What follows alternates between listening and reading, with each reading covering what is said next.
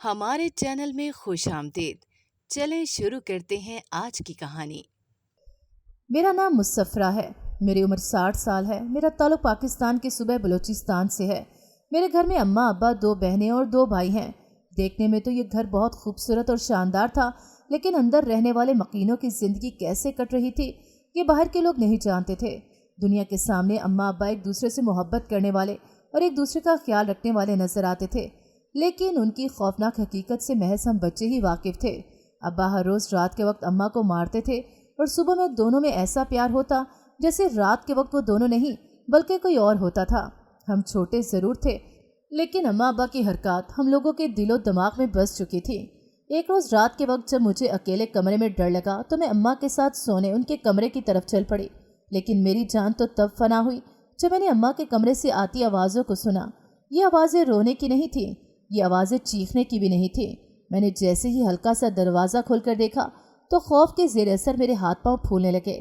مجھے اپنے چھوٹے سے دماغ میں بس ایک ہی بات آئی کہ اماں مر گئی تو۔ ابا نے اماں کے منہ پر کپڑا دیا ہوا تھا اور ان کو بے دردی سے اپنے بیلٹ کے ساتھ پیٹ رہے تھے۔ میری ننھی سی جان ایک بار لرز اٹھی تھی یہ سب دیکھ کر۔ میں نے بغیر آواز کے واپس اپنے کمرے کی طرف دوڑ لگا دی۔ صبح اسکول جاتے وقت جب سب ناشتے کی میز پر موجود تھے تو میں اماں کے پاس کچن میں گئی اور اماں کے ساتھ لگ کر رونے لگی۔ میں نے اماں سے پوچھا، رات ابا آپ کو اتنا کیوں مار رہے تھے؟ تو اماں کے رونگٹے کھڑے ہو گئے۔ اماں کا رنگ ایک دم بدل گیا۔ 8ویں جماعت کی بچی ذہنی طور پر بچی نہیں ہوتی۔ میں بھی سمجھدار تھی، سب سمجھ رہی تھی، لیکن اماں نے یہ کہہ کر ٹال دیا کہ تمہارے ابا کو دورے پڑتے ہیں، وہ اپنے ہوش میں نہیں رہتے۔ میں اماں سے کہنا چاہتی تھی پھر ان کا علاج کروائیں، لیکن اماں نے مجھے بولنے کا موقع ہی نہ دیا اور مجھے باہر بھیج دیا۔ میں نے ابا کو ایک نفرت بھری نگاہ سے دیکھا تھا اور یہ وہ پہلا پتھر تھا جو میرے سینے میں چبھا تھا، ابا سے نفرت کا پتھر۔ میں نے ہمیشہ گھر میں اماں کو تنگ ہی دیکھا تھا، کبھی گھر کے حالات کو لے کر تو کبھی باہر کے کاموں کو لے کر۔ ابا کا ٹرکوں کا کام تھا، دیکھنے کو ابا کے اپنے ٹرک تھے، لیکن گھر کے حالات کو دیکھ کر کہیں سے بھی نہیں لگتا تھا کہ ابا کا اپنا کاروبار اتنا اچھا ہے۔ لیکن ابا نے باہر سب ہو دکھاوے کے لیے پورا رکھا ہوا تھا، پیسہ ایسے لوٹاتے تھے جیسے درختوں سے اترتے ہیں، اور اماں نے روپے کے لیے اپنی خواہشات کا گلا گھونٹا تھا۔ میں ابا کی بہت لاڈلی تھی کیونکہ میں ان کی بیٹی تھی، لیکن کسی اور کی بیٹی جسے وہ گھر لے کر آئے تھے بیوی بنا کر اس کی زندگی مشکل بنا دی تھی۔ میں ہر وقت اماں ابا کے بیچ کا تناؤ دیکھتی رہتی، جس کا اثر میرے دماغ پر بری طرح سے اثر انداز ہو رہا تھا۔ والدین کو لگتا ہے بچے کچھ سمجھتے نہیں، لیکن ماں باپ کی لڑائی میں جو کچھ بچے برداشت کرتے ہیں وہ کوئی نہیں جان سکتا۔ ایک روز ابا کو دل کا دورہ پڑا۔ جب انہیں اسپتال لے جایا گیا تو پتہ چلا ابا بہت عرصے سے نشہ کر رہے ہیں۔ ڈاکٹر نے کہا تھا کہ اب بھی اگر نشہ نہ چھوڑا تو ان کی جان بھی جا سکتی ہے، لیکن حیرت کی بات یہ تھی کہ گھر میں کوئی نہیں جانتا تھا کہ ابا نشہ بھی کرتے ہیں، یہاں تک کہ اماں بھی نہیں جانتی تھیں۔ کیا یہ سوال مجھے پاگل کر رہا تھا؟ میں نے اماں سے گھر آتے ہی پہلا سوال یہ کیا کہ ابا نشہ کرتے تھے؟ میرے سوال پر اماں کا رنگ اڑ گیا۔ اماں کی آواز ہکلانے لگی جس نے میری بات پر سچ کی مہر لگا دی، لیکن میں اماں کے منہ سے سننا چاہتی تھی کہ وہ کس قدر تکلیف برداشت کر چکی ہیں۔ میں نے اماں کے آگے بہت ضد کی کہ مجھے بتائیں سچ، اور بالآخر ان کو میری ضد کے آگے گھٹنے ٹیکنے پڑ گئے۔ اماں نے بتایا کہ جب اماں کی شادی ہوئی تھی، شادی کی رات اماں کو پتہ چل گیا تھا کہ ابا نشہ کرتے ہیں۔ تب سے اب تک اماں رات بھر ابا کو ظلم برداشت کرتی ہیں، کبھی اپنے جسم پر تو کبھی اپنی روح پر، دونوں چھلنی کر کے رکھ دیے تھے ابا نے۔ جب کبھی دادی کو بتاتی تو دادی بھی جھڑک دیتی کہ شوہر کی باتیں نہیں بتاتے۔ اماں بہت پریشان رہتی تھی۔ اماں کی شادی کے بعد ابا نے اماں کا خیال بھی بہت رکھا، لیکن زیادہ تر ابا اماں کو تکلیف ہی دیتے تھے۔ زندگی کے کئی سال گزرنے کے بعد اماں کو احساس ہوا کہ ان کے ساتھ غلط ہو رہا ہے، لیکن تب بھی کچھ بھی بولنے کی ہمت پیدا نہ کر سکیں اور خاموشی سے سب کچھ برداشت کرتی رہیں۔ اماں کی سہیلیوں نے کئی بار کہا کہ ابا کو چھوڑ دے، تب ابھی میں اور میرا بھائی پیدا ہوئے تھے، لیکن اماں نے ہماری خاطر ابا کی ماریں برداشت کی۔ عورت کو کیا کچھ برداشت کرنا پڑتا ہے خاموشی سے، کیونکہ شادی کے بعد عورت نہ تو اپنے ماں باپ کو کچھ بتا سکتی ہے تاکہ وہ شادی کرنے کے بعد بھی پریشان نہ ہو، اور نہ ہی اپنے سسرال میں بتا سکتی ہے کیونکہ وہ جانتی ہے کہ سسرال میں اس کی سننے والا کوئی نہیں ہوگا۔ اماں نے بھی یہی کیا، گھٹ گھٹ کر خود جیتی رہی، لیکن کسی کو بتانے کی ہمت نہ کی۔ میں 10ویں جماعت میں تھی جب باہر سے رونے کی آوازیں آنے لگیں۔ پہلے پہل تو مجھے محسوس ہوا کہ جیسے میں کوئی خواب دیکھ رہی ہوں، لیکن پھر جب آوازیں تیز ہوئی تو میں جھٹ سے اٹھ بیٹھی اور جلدی سے نیچے جا کر دیکھا تو میرے پیروں تلے سے زمین نکل گئی۔ جب سامنے ہی ایک چارپائی پڑی تھی اور اس پر ایک وجود سفید کفن میں لپیٹ کر سویا ہوا تھا۔ مجھے اپنی آنکھوں پر بھروسہ نہیں ہو رہا تھا، کیا یہ واقعی حقیقت تھا یا کوئی ڈرونا خواب تھا؟ کاش ایک ڈرونا خواب ہوتا اور آنکھیں کھلتے ہی سب ٹھیک ہو جاتا۔ اماں کہیں نظر نہیں آ رہی تھی، لیکن یہ ایک تلخ حقیقت تھی جس کو چاہ کر بھی جھٹلایا نہیں جا سکتا تھا۔ سامنے بستر پر لیٹا وجود میری زندگی کا وہ حصہ تھا جس کو میں چاہ کر بھی خود سے الگ نہیں کرنا چاہتی تھی، نہ کر سکتی تھی۔ میری بہن بھائی چارپائی کے آس پاس بیٹھے رو رہے تھے، سوائے میرے، کیونکہ مجھے ابھی تک سمجھ ہی نہیں آ رہا تھا کہ میں حقیقت میں یہ سب ہوتا دھوا دیکھ رہی ہوں۔ میں نے ایک بار اپنی تسلی کے لیے اماں کو باواز بلند پکارا، لیکن میری پکار کا کسی نے کوئی جواب نہیں دیا۔ میں نے بے یقینی سے پھر سے چارپائی کی طرف دیکھا اور آرام آرام سے چلتے ہوئے چارپائی کے پاس آئی اور اس پر لیٹے وجود سے جیسے ہی کپڑا ہٹایا تو میرے پیروں کے نیچے سے زمین نکل گئی، کیونکہ وہاں اماں کا مردہ وجود تھا۔ مجھے سامنے لیٹے وجود پر یقین نہیں آ رہا تھا۔ میں نے اپنے بہن بھائیوں کو دیکھا جو بلک بلک کر رو رہے تھے۔ نہیں، یہ کیسے ہو سکتا ہے؟ یہاں تو ابا کو ہونا چاہیے تھا۔ اماں کیسے جا سکتی تھی ہمیں چھوڑ کر؟ میں بس یہی سوچتی رہ گئی کہ اماں کیسے جا سکتی ہیں ہمیں چھوڑ کر۔ اس وقت میں ابا ایک بار بھی گھر میں نہیں آئے اور نہ ہی ہمیں آ کر کوئی دلاسا دیا۔ جنازہ اٹھا تو گھر میں کوہرام مچ گیا۔ آج ان لوگوں کی چیخو پکار بھی ہمارے رونے میں شامل تھی، جنہوں نے کبھی مڑ کر پتہ تک نہیں کیا تھا کہ ہم زندہ بھی ہیں یا مر گئے ہیں۔ آج جب اماں ہمیں چھوڑ کر چلی گئی تو ان سب رشتہ داروں کو اماں کے جانے کا ہم سے بھی زیادہ دکھ تھا، تبھی چیخ چیخ کر رو رہے تھے۔ مجھے وہاں کھڑے ہر ایک وجود سے نفرت محسوس ہو رہی تھی، لیکن مجھے اس سب میں یہ تک سمجھ نہ آیا کہ آخر اماں کو ہوا کیا تھا۔ میں نے اپنے سے چھوٹے بھائی سے پوچھا جو 8ویں جماعت میں پڑھتا تھا کہ اماں کو کیا ہوا تھا، کیسے یہاں تک آئیں، آپ لوگوں کو کیسے پتا چلا کہ اماں بھی اس دنیا میں نہیں رہیں؟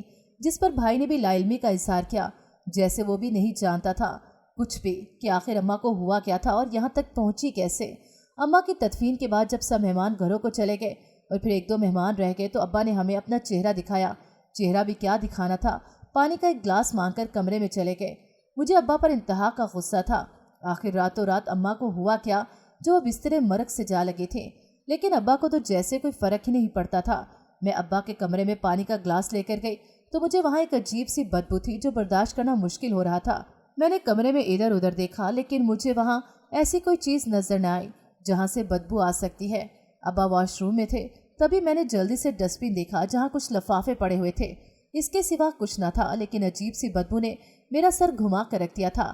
میں جلدی سے پانی کا گلاس رکھ کر کمرے سے جانے لگی، تبھی میری نظر کمرے میں لگی چھوٹی سی الماری کی طرف گئی جو کمرے کے کونے میں تھی۔ ہم لوگوں کا اماں ابا کے کمرے میں آنا جانا بہت کم تھا، تبھی کسی چیز پر اتنا غور نہیں کیا تھا۔ میں اس الماری کے پاس گئی اور اس کا دروازہ کھولا تو میری روح کانپ گئی جب میں نے سامنے پڑی چیز دیکھی۔ الماری کا پٹ کھولتے ہی ایک بدبودار ہوا اڑی۔ میں نے اپنے منہ پر کپڑا رکھا، پھر سے سامنے دیکھا جہاں بہت سے سفید اور خاکی رنگ کے پیکٹ پڑے ہوئے تھے۔ میں نے ایک پیکٹ کو پکڑ کر جیسے ہی ناک سے لگایا، مجھے ایسا محسوس ہوا جیسے پورا کمرہ چکرا گیا ہو۔ میں نے ایک پیکٹ پکڑا اور چھپا کر نیچے لے آئی۔ آتے ہی میں نے اپنے سے چھوٹے بھائی کو دکھایا اور اس سے پوچھا کہ یہ کیا چیز ہے۔ وہ چونکہ باہر رہتا تھا، لڑکوں کے ساتھ اٹھتا بیٹھتا تھا، تو اس نے پیکٹ پکڑتے ہی حیرانگی سے میری طرف دیکھا اور مجھ سے پوچھنے لگا کہ یہ کہاں سے لیا ہے۔ میں نے اسے بتایا کہ یہ پیکٹ مجھے ابا کے کمرے سے ملا ہے۔ بھائی کے چہرے پر ایک دم غصہ دیکھ کر مجھے اندازہ ہو گیا کہ کچھ تو غلط ہے اس پیکٹ میں۔ میں نے اور بھائی نے ارادہ کیا تھا کہ ہم دونوں رات میں ابا کے کمرے میں جا کر سارے پیکٹ نکال لائیں گے۔ میں نے جب بھائی سے پوچھا کہ یہ ہے کیا تو سن کر میرے رونگٹے کھڑے ہو گئے جب اس نے بتایا کہ یہ نشہ آور پوڑی ہے۔ رات کے وقت جب ہم دونوں بہن بھائیوں نے ابا کے کمرے میں جانے کا عہد کیا تو ایک بار جان حلق میں اٹک گئی، لیکن پھر بھی ہمت کر کے ابا کے کمرے میں چلے گئے۔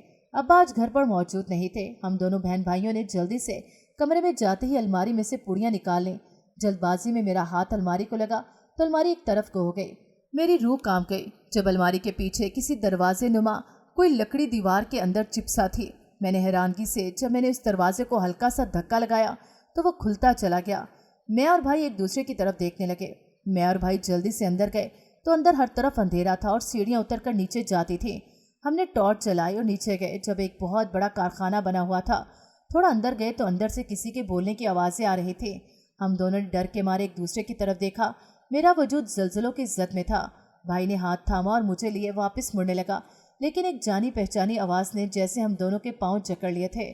ہم دونوں جیسے ہی تھوڑا آگے گئے تو وہاں کھڑے وجود کو دیکھ کر رونگٹے کھڑے ہو گئے۔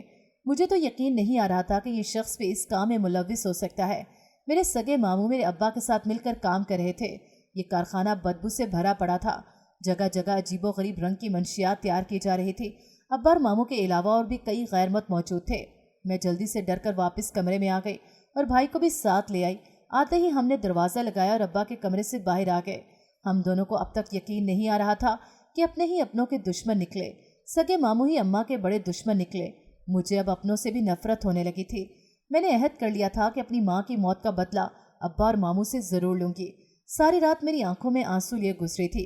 अगले रोज़ जब मैं कॉलेज के लिए रवाना हुई तो रास्ते में बस में बैठे नज़र पुलिस स्टेशन पर पड़ी। मेरे दिमाग में एक रेल सी चलने लगी। अपनी अम्मा पर हुए हर जुल्म के पीछे इसके अपने ही थे, लेकिन मैं अकेली इतना बड़ा कदम नहीं उठा सकती थी, इसलिए गहरी सोच में डूब गई। आखिर किसको अपने साथ मिलाऊं? भाई मुझसे छोटा था, इसलिए अपने साथ मिलाना महज बेवकूफ़ी थी। मैं कॉलेज गई और मैंने वहाँ बहुत सी लड़कियों को देखा। मेरी क्लास की एक लड़की जिसके अब्बा आर्मी में थे, उसे देखकर मेरे दिमाग में एक तरकीब आई। मैंने उससे अपनी दोस्त बनाने का सोचा और उसके अब्बा से मिलकर अपने अब्बा और मामू से बदला लेने का सोचा। इस सब के लिए मुझे कई दिन दरकार थे, लेकिन मैंने हिम्मत न हारी थी। मैंने उससे दोस्ती करने का सोचा और 2 हफ्तों की अनथक मेहनत के बाद मैं उससे दोस्ती कर चुकी थी। अब हम दोनों का ये हाल था कि एक दूसरे के बगैर रहना मुश्किल हो गया था। एक रोज़ मैं घर से अम्मा को याद करती रोते हुए निकली तो कॉलेज तक पहुँचते मेरी आंखें रोने के बायस सूज चुकी थी।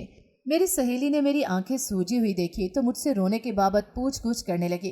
कुछ वक्त ना बताने के बाद जब उसने जिद शुरू कर दी तो मुझे उसको बताना पड़ा और मैंने सब कुछ बता दिया। वो तो हैरान थी मेरी कहानी सुनकर, उसकी आंखों से भी आंसू बहने लगे थे। मैंने उससे मदद तलब की और उससे पूछा कि क्या इसके अब्बा इस सब में मेरी मदद कर सकते हैं, क्या वो मेरी अम्मा के कातलों को पकड़ सकते हैं। मेरी अपनी अम्मा के साथ शुरू से ही बहुत प्यार था। मैं किसी सूरत अपनी अम्मा के दुश्मनों को माफ़ नहीं करना चाहती थी। मेरी सहेली ने मुझसे वादा किया था कि वो अपने अब्बा को सब बताकर मेरे घर लेकर आएंगी। मैंने भी हामी भर ली कि मैं सब दिखा दूंगी। अगले रोज़ जब मैं कॉलेज गई तो मेरी सहेली मुझसे बात नहीं कर रही थी, ना ही मेरे साथ बैठ रही थी। मुझे बहुत हैरत हुई कि वो ऐसा क्यों कर रही है। अभी कल तो सब ठीक था, फिर ऐसा क्या हो गया था जब वो मुझे बुलाना भी पसंद नहीं कर रही थी। कल तो इसने कहा था कि वो अपने अब्बा को मेरे घर लेकर आएगी। एक दिन, वो 2 दिन, 4 दिन, 2 हफ्ते गुजर चुके थे, लेकिन मेरी सहेली का रवैया जूं का तू ही था। एक रोज़ थक कर मैंने अपनी सहेली से ज़बरदस्ती पूछा कि वो ऐसा क्यों कर रही है, जिस पर उसने जो बताया मुझे खुद से नफरत महसूस होने लगी। उसने बताया कि जब उसने अपने अब्बा को मेरी कहानी सुनाई तो उसके अब्बा ने उसको सख्ती से मना कर दिया था कि ना तो वो मेरे साथ बात करेगी, आज के बाद ना ही मेरे साथ बैठेगी। वजह मैं एक कातिल और मुलजिम की बेटी हूँ। अपनी सहेली की बातें सुनकर मेरी आंखें भर आईं। क्या दुनिया इतनी जालिम भी होती है कि किसी की तकलीफ को जाने बगैर बस अपनी ही सोच में गरक रहना है। मैंने सोच लिया था कुछ भी हो जाए मैं अपनी अम्मा का बदला खुद लूँगी। इस दिन के बाद से मैंने अपनी सहेली से हर ताल्लुक़ ख़त्म कर लिया था। कॉलेज ख़त्म हुआ तो यूनिवर्सिटी में दाखिला ले लिया। मैं किसी सूरत घर पर नहीं रहना चाहती थी, ऐसे घर में जहाँ मेरी अम्मा के कातिल मौजूद हों। मैंने फैसला किया था कि मैं पार्ट टाइम जॉब भी करूँगी, लेकिन यहाँ का माहौल ऐसा था जहाँ किसी पर भी भरोसा करना खतरे से खाली नहीं था। पठान लोग बहुत बुरे होते हैं, ये बात मैं जान चुकी थी। मेरी अम्मा को बेदर्दी से कत्ल कर दिया गया था। इस जगह न जाने अम्मा जैसी कितनी ही औरतें कत्ल होती होंगी। मुझे इन सब औरतों की आवाज़ बनना था जिन पर इनके ख़ानदान वाले, उनके शौहर जुल्म करते हैं। मैं इन सब से ऐसा दर्दनाक बदला लेना चाहती थी जिससे दुनिया के तमाम मर्द अपनी औरतों को हाथ का छाला बना कर रखें, ना कि पाँव का जूता। मैं यूनिवर्सिटी जाती थी, बहुत सी जगह पर नौकरी के लिए CV भी देती थी, लेकिन कहीं कोई बात नहीं बन पा रही थी। अब मैं मायूस होने लगी थी कि अल्लाह ने मेरी सुन ली। एक रोज़ यूनिवर्सिटी में मैं अपने जूनियर लड़कों को कुछ समझा रही थी। मैं नहीं जानती थी कि मेरे पीछे कोई बैठा बहुत गौर से मुझे सुन रहा है। मैंने बच्चे को पढ़ाया और वहाँ से उठकर आने लगी थी कि मुझे मेरे नाम की पुकार पर रुकना पड़ा। मैंने हैरानगी से पीछे मुड़कर देखा तो मेरा क्लासमेट खड़ा था। उसने मुझसे पूछा कि क्या मैं ट्यूशन पढ़ाती हूँ, जिस पर जो बात सच थी मैंने उससे बता दी। उसको अपने दोनों भाई जो फर्स्ट ईयर में थे उनको पढ़ाने के लिए एक अच्छे उस्ताद की ज़रूरत थी। मेरे पढ़ाने के तरीके से उसने मुझे ऑफ़र की कि मैं यूनिवर्सिटी के बाद उसके साथ उसके घर जाया करूं और उसके दोनों भाइयों को पढ़ाया करूं, जिस पर वो मुझे अच्छा मुआवजा भी देगा। मुझे इस वक्त पैसों की अशद ज़रूरत थी, क्योंकि मैं अपने बहन भाई और ख़ुद के लिए अब्बा का हराम पैसा इस्तेमाल नहीं करना चाहती थी। मैंने कुछ सोच विचार करके उसको हामी भर दी। मुझे खौफ भी महसूस हुआ, लेकिन मैंने खुद को अल्लाह के स्पुर्द करके हाँ कर दी। अगले रोज़ छुट्टी के वक्त मैं उसके साथ उसकी आलीशान गाड़ी में बैठकर उसके महलनुमा घर में जा पहुंची, जहां उसके 2 भाई, 1 बहन, वो खुद और उसकी बीमार वालदा रहती थी। मैंने उसके दोनों भाइयों को पढ़ाना शुरू किया। इन लोगों को मेरे पढ़ाने का तरीका बहुत पसंद आया। सबसे ज़्यादा जो आदत पसंद आई वो ये थी कि मैंने कभी भी उनके घर से कोई चीज़ लेकर नहीं खाई थी। मुझे इन बच्चों से ही पता चला कि जब ज़रियाब, मेरा क्लासमेट, 20 साल का था, तब उसके अब्बा एक कार एक्सीडेंट में इस दुनिया से चल बसे। इसके अब्बा उसे बहुत प्यार करते थे। मुझे ज़रियाब की किस्मत पर रश्क महसूस हुआ। बच्चों के इम्तिहानात हुए और इन दोनों ने टॉप किया था। घर में जैसे खुशियों का समा था। ज़रियाब खुशी के मारे पूरी यूनिवर्सिटी में मिठाई बांट रहा था। जब मेरे पास आया तो खुशी उसके चेहरे से अयां थी। मैंने मुस्कुराकर उसको मुबारकबाद दी और मिठाई का एक टुकड़ा उठा लिया, लेकिन उसने कहा कि आज खुशी में उसने घर पर पार्टी रखी है। शाम में मुझे भी दावत पर बुलाया था, लेकिन मैं साफ इनकार कर गई। लेकिन उसने इतनी जिद की कि मुझे जाना पड़ा। हर तरफ खुशियां ही खुशियां थीं। मैं एक जगह अकेली बैठी हुई थी कि ज़रियाब मेरे पास आकर बैठ गया और मुझसे इतनी खामोशी की वजह पूछी, लेकिन मैंने थकावट का बहाना करके बात को रफा दफा कर दिया। अब्बा का काम मुसलसल चल रहा था। अब तो मुझे किसी तौर पर अब्बा का ये काम बर्दाश्त नहीं था। अगले रोज़ जब मैं पढ़ाने ज़रियाब के घर गई तो भाई की कॉल आने पर मेरी आंखें भर आईं। ज़रियाब ना जाने कब से मुझे ही देख रहा था। मेरी आंखों में पानी देखकर एकदम परेशान हो गया और मुझसे मेरे रोने की वजह पूछने लगा। मैंने फ़ोन बंद किया और उससे आज जल्दी छुट्टी मांगी। उसने वजह पूछी तो मैं फूट फूट कर रो दी। इतनी देर में ज़रियाब की वालदा भी मेरे पास आकर बैठ गई और मुझे अपने सीने से लगाकर चुप करवाने लगी और मुझसे पूछने लगी कि मैं क्यों रो रही हूँ। मैंने उन्हें बताया कि आज मेरी अम्मा की बरसी है। मेरी अम्मा की मौत को कई साल गुजर गए हैं। मुझे पता ही नहीं चला। जब ज़रियाब की अम्मा ने मुझसे मेरी अम्मा की मौत की वजह पूछी तो सब कुछ मेरे दिमाग में फिर से चल पड़ा। मैंने हिचकियों में सब कुछ सच सच बता दिया। मेरी बात सुनकर ज़रियाब के रोंगटे खड़े हो गए। ज़रियाब की अम्मा ने मुझे फिर से अपने सीने से लगा लिया। ज़रियाब ने मेरी हिम्मत को दाद दी जो अपने ही बाप से लड़ रही थी। अगले रोज़ जब मैं यूनिवर्सिटी गई तो ज़रियाब ने मुझे कहा कि वो मेरा साथ देगा और मेरे अब्बा को पकड़वाएगा। इसकी बात सुनकर मेरी खुशी की इंतहा न रही थी। मैंने उसके साथ मिलकर अपने अब्बा और मामू को उनके हराम काम समेत जेल में डलवा दिया था। अब्बा को ऐसी सज़ा सुनाई गई जिससे एक आम इंसान पनाह मांगता है। अब्बा को खड़े करके बांधकर रोज़ के 50 कोड़े मारे जाते थे। कभी गर्म खुलता हुआ पानी अब्बा के जिस्म पर गिराया जाता था, क्योंकि अब्बा इस मुल्क की बुनियादों को खोखला कर रहे थे और ऐसे लोगों को इतनी ही तकलीफ मिलनी चाहिए जितनी वो लोगों को तकलीफ देते हैं। अब मैं अपने बहन भाइयों के साथ सुकून से रह रही थी। पार्ट टाइम अभी भी ज़रियाब के घर जाती थी। एक रोज़ मेरी हैरत की इंतहा न रही जब ज़रियाब की अम्मा ने मुझसे मेरा हाथ ज़रियाब के लिए मांग लिया। मैंने हैरानगी से ज़रियाब की अम्मा की तरफ देखा, जिस पर उन्होंने कहा कि तुम्हारा कोई बड़ा नहीं है, वरना उनसे तुम्हारा हाथ मांगती। मुझे कुछ समझ नहीं आ रहा था। मैंने ज़रियाब की अम्मा से कहा कि मैं शादी नहीं करना चाहती। मेरे छोटे बहन भाइयों का मैं आखिरी सहारा हूँ। जिस पर ज़रियाब की अम्मा ने कहा कि वह इन सबको भी अपने साथ ले आएंगी। अगर मुझे अपनी माँ की जगह समझती हो तो इस रिश्ते के लिए हाँ कर दो। ज़रियाब भी मेरे सामने आकर बैठ गया था। अब तो मेरा जवाब देना मज़ीद मुश्किल हो गया था, लेकिन ज़रियाब की बात ने मेरे 14 तबक रोशन कर दिए। जब उसने कहा कि अम्मा इससे क्या पूछ रही हैं, मैं इससे शादी करूँगा, बस कह दिया सो कह दिया। इनकार करने कहा कि इसके पास भी नहीं, कहकर वो कमरे में चला गया। मैं हैरानगी से दरवाजे की तरफ ही देखती रह गई। मेरी शादी ज़रियाब से बहुत धूमधाम से हो गई थी। हम दोनों बहुत खुशी की ज़िंदगी गुजार रहे थे। हर तरफ खुशियाँ ही खुशियाँ थीं। अल्लाह ने मुझे शादी के 1 साल बाद बेटी से नवाजा तो ज़रियाब की एक ही ज़िद थी कि बेटी आदत में मुझ पर जानी चाहिए। मेरी बेटी इंतहा की खूबसूरत थी। खूबसूरती उसने अपने बाप से चुराई थी। लाड प्यार सब में पली। मेरी गुड़िया नफरत की आदी नहीं थी। हमने दुनिया की हर आसाइश उसे दी थी, लेकिन अगर कुछ ना दे सके तो वो इसका नसीब था। और अक्सर बच्चे लाडों में पले नसीबों से हार जाते हैं। मेरी बच्ची भी लाडों में पली नसीबों के आगे हार गई। ज़रियाब ने अपनी बच्ची को दुनिया की हर चीज़ दी। उसको पढ़ाई से लेकर पहन सहन तक एक से बढ़कर एक चीज़ दी। एक बात जो कभी समझ न आई वो ये थी कि स्कूल जाने के बाद कभी भी वो किसी भी ऐसी जगह पर नहीं जाती थी जहाँ ज़्यादा लोग हों या जहाँ मर्द हों। बच्चों में ये आदत होती है कि वो बचपन से ही कुछ शर्मीले होते हैं। हमारी बच्ची भी इनमें से एक थी। लोगों में जाना इसको बिल्कुल नापसंद था। अकेले रहना, तन्हाई पसंद, खुद से बातें करती रहना उसका पसंदीदा मशगला था। मोहल्ले वाले कहते थे कि अकेली है, कोई और बहन भाई नहीं, इसलिए ऐसा करती है, लेकिन इसमें हम भी कुछ नहीं कर सकते थे। जितने में अल्लाह ने रखा हम दोनों मियाँ बीवी खुश और राज़ी थे। लेकिन मेरी बच्ची खुशियों पर मुझसे भी ज़्यादा बदनसीब निकली। अब मेरी बेटी जवान हो गई थी। बहुत से रिश्ते दिखाना शुरू किए। कई हमें पसंद आते तो हम उनको पसंद ना आते, कई को हम पसंद आते तो हमें वो पसंद ना आते। फिर एक रिश्ता आया तो दोनों घरों ने एक दूसरे को पसंद कर लिया था। हमारे घर की पहली शादी थी जो धूमधाम से की गई थी, लेकिन अगले रोज़ बेटी रोती हुई घर आ गई। मैंने जब अपनी बेटी से पूछा कि रो क्यों रही हो, उसका शोहर कहाँ है, तो उसकी बात सुनकर मेरी रूह कांप गई। जब उसने कहा कि उसे तलाक हो गई है और उसके शोहर ने उसे घर से निकाल दिया है, मुझे तो यकीन नहीं आ रहा था कि ये कैसे हो सकता है। जब हम लोगों ने लड़के वालों से इस सब की वजह पूछी तो उन्होंने कहा कि मेरी बेटी का किरदार ठीक नहीं है, लेकिन मैं जानती थी कि मेरी बेटी पाक है। मेरी बेटी का गम बहुत बड़ा था, लेकिन मैंने और ज़रियाब ने लोगों की बातों पर ध्यान देने की बजाय अपनी बेटी का साथ दिया। वह हर रोज़ अपनी बेगुनाही को साबित करने की कोशिश करती। हमें अपनी बच्ची पर भरोसा था। ज़रियाब ने बेटी की दूसरी जगह शादी की तो वहाँ से भी अगले रोज़ बेटी तलाक लेकर घर लौट आई। अब हमारी बेटी की हर जगह बदनामी होने लगी थी। लोग हमारी बच्ची पर इल्ज़ाम लगाने लगे थे। लड़के वाले जब बेटी को घर छोड़कर जाते तो कहते کہ تمہاری بیٹی بد کردار ہے، اس کی شادی نہ کرو، بلکہ اسے کہیں دور بھیج دو، ورنہ یہ تم لوگوں کے لیے عذاب بن جائے گی۔ مجھے لوگوں کی باتوں پر بہت رونا تھا۔ لوگ بہت پتھر دل تھے، انہیں کسی کے احساسات سے کوئی غرض نہیں تھی۔ 3 سے 4 جگہ پر شادی کرنے کے باوجود بھی میری بیٹی کا گھر نہ بس سکا۔ وہ دوسرے ہی دن طلاق لے کر آ جاتی۔ اب تو رشتے آنا بند ہو گئے تھے۔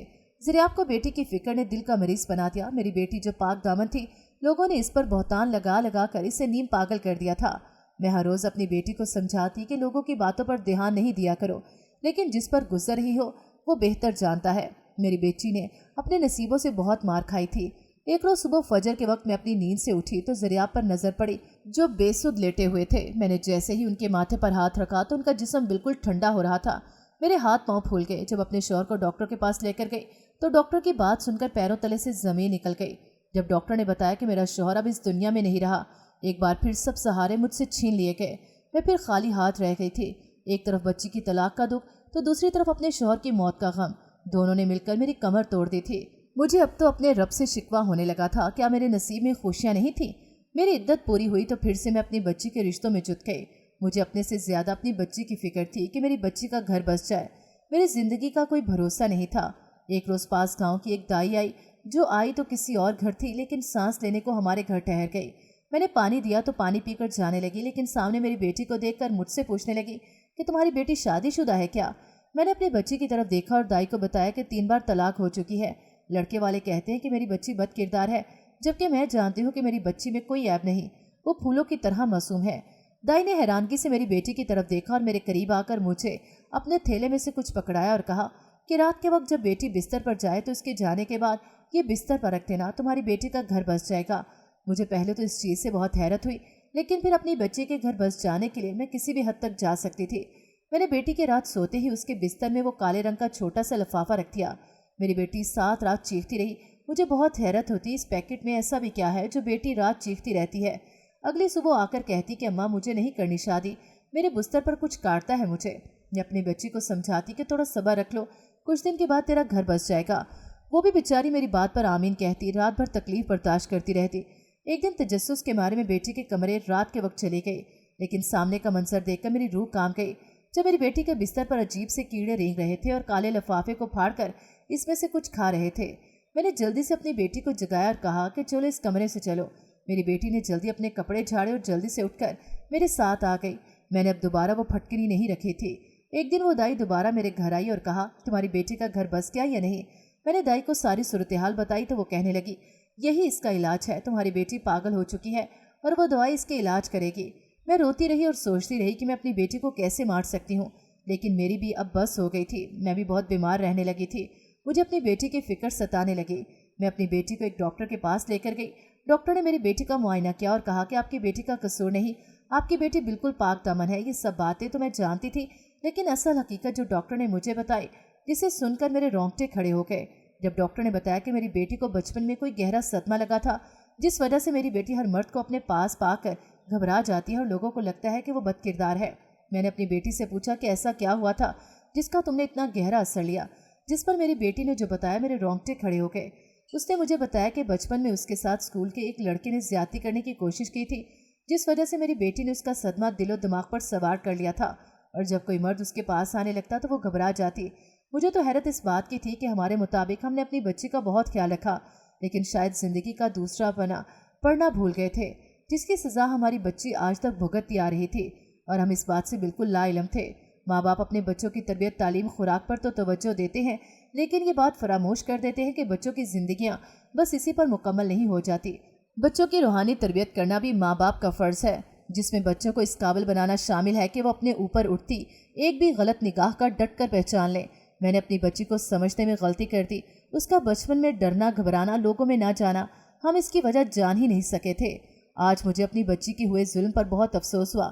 کہاں میں تمام عورتوں پر ہوئے ظلم کے خلاف آواز اٹھانا چاہتی تھی، اور کہاں میری اپنی بچی ظلم کا اتنے عرصے سے شکار رہی، لیکن میں اس کے لیے کچھ کر نہیں سکی تھی۔ مجھے اپنی بیٹی کی قسمت پر رونا آتا تھا۔ میری بیٹی بھی میری طرح بہت بہادر تھی۔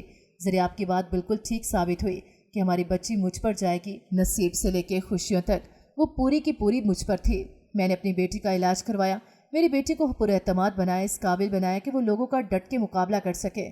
جب مجھے لگا کہ اب وہ بہتر ہے تو میں نے اس کی شادی ایک امیر خاندان میں کر دی۔ लड़का पहले तलाक याफ्ता था। मुझे इस बात से कोई मसला नहीं था। मेरी बेटी अपने घर में अब खुश थी। आजमाइश का वक्त ख़त्म हो चुका था। अब उसके नसीब में भी मेरे नसीब की तरह खुशियाँ आ गई थीं। अल्लाह ने उसे प्यारे से बेटे से भी नवाजा। हर माँ बाप की जिम्मेदारी है कि वो अपनी औलाद की हरकत पर गौर करे कि वो लोगों में कैसे उठता बैठता है। क्या उसे लोगों में जाने से कोई परेशानी तो नहीं होती? अगर हम ये सब कुछ समझ जाएं तो अपने बच्चों के लिए हकूक़ पूरे कर लें। नाज़रीन, अगर आपको हमारी कहानी अच्छी लगी है तो वीडियो को लाइक करें, शेयर करें और हमारे चैनल को सब्सक्राइब करें। अगली वीडियो तक इजाज़त दें। अल्लाह हाफ़िज़।